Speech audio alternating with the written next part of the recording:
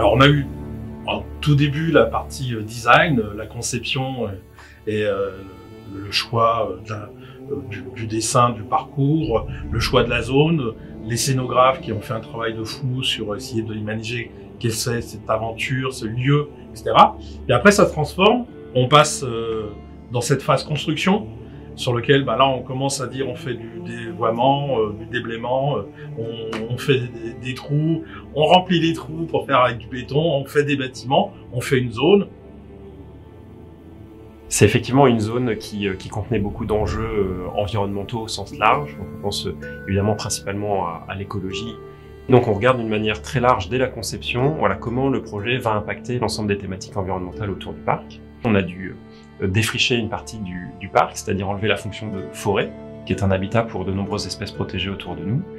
Et donc, on a mis en place des mesures de compensation à côté du parc, dans le domaine de Chantilly principalement, où on recrée les habitats qui étaient existants pour ces espèces-là, dans des ratios multiplicatifs de l'ordre de x3. Donc on a coupé 2 hectares de forêt, on en replante 6, pour justement compenser l'ensemble de nos impacts et que le bilan soit net à la fin de l'opération.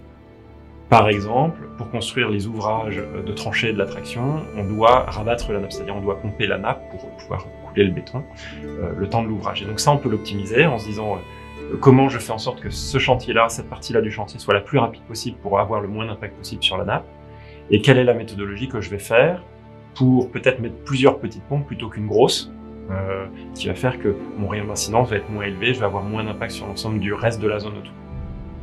Une attraction, ça se construit pas comme un bâtiment industriel.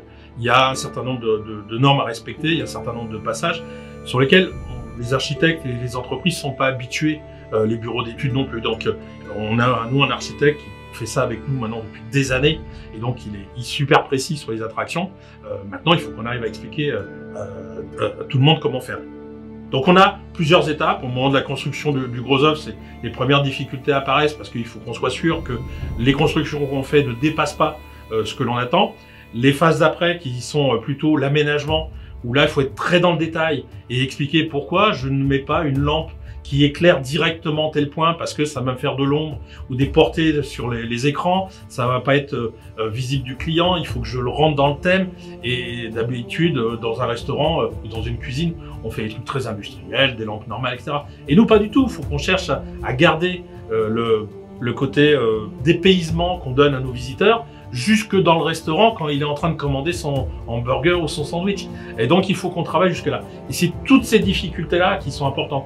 Après, vous avez plein de difficultés techniques, etc. Mais ça c'est des choses qu'on arrive à maîtriser, les entreprises les maîtrisent, et c'est pas un sujet. C'est surtout de retranscrire ce côté, qu'est-ce qu'on cherche à avoir comme univers et de faire en sorte que tout le monde le suit bien et qu'on passe pas à côté. Et c'est ça le plus grand challenge. Donc on a vraiment tous les métiers, et c'est un peu ce côté sympathique, c'est on fait mélanger tout le monde et tout le monde doit travailler ensemble. Et c'est vrai que un serrurier a du mal à travailler habituellement avec quelqu'un qui va continuer sa barrière en bois. Malgré tout, il faut que ça matche. Il y en a un qui travaille au millimètre, l'autre qui travaille au centimètre. Et à la fin, il faut que ça concorde et on y arrive très fortement et c'est très sympathique. Et l'intérêt de ces zones, c'est qu'elle est très interactive. Vous allez à la fois avoir la trace du hurrah qui va vous passer au-dessus de la tête. Vous allez avoir la Toutatis que l'on voit passer régulièrement devant nous, pendant que il y en a qui vont s'amuser chez Giroflix en haut et des personnes dans le restaurant. Et quand vous ferez la file d'attente de Toutatis, vous allez pouvoir voir le train passer. Il va même vous frôler par moment, et ça va être toujours un moment d'échange avec les autres.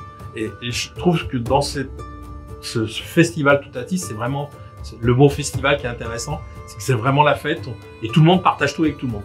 Et c'est vraiment, moi je pense que c'est une zone très réussie, c'est très agréable d'être là.